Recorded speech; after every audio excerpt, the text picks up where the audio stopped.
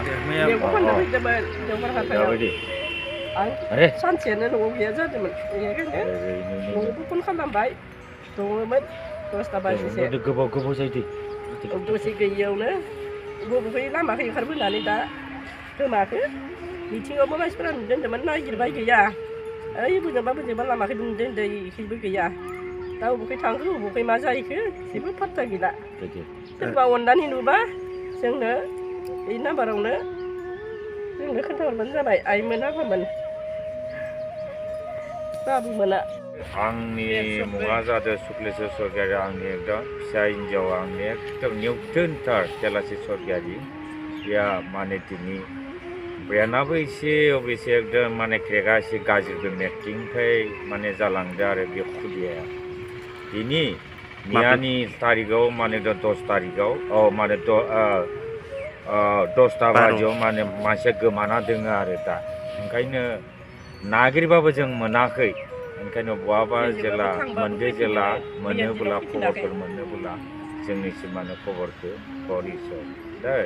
दिनै नागिरना आदामरा जालांदो जों कृषक मानसि मैगं थाइगं फानाब्ला जा रैखा गैया जाम्बा जोंनि मानसि होमबा बेयाव माने सन्देह जेबो गैया हारसिङैनो माने इयो माने फैदोंनो हारसिं बबेथिं थांदो बबेथिं माथो पात्ता गैयि जालांदों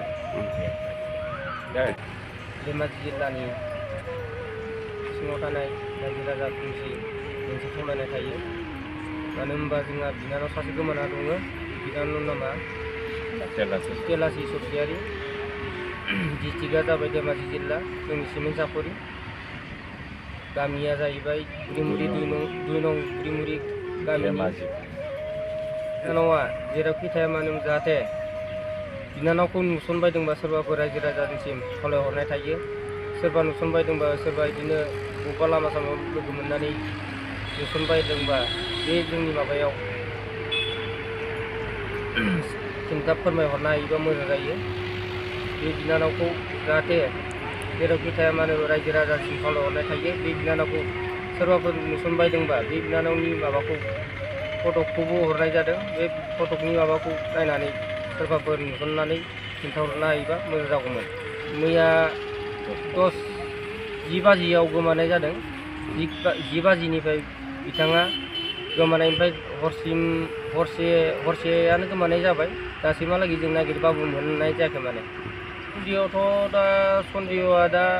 ओरैबायदि सन्देह माने दा नागिरनानै मोनिलाय दा जों माने बेबायदि सन्देह माने बबेबा आन्दायनानै थायलाबायना दं नामा एसे मानसियाबो एसे ब्रेना थिग नङामोन नालाय बेबायदि माबायाव सन्देह माने जों माने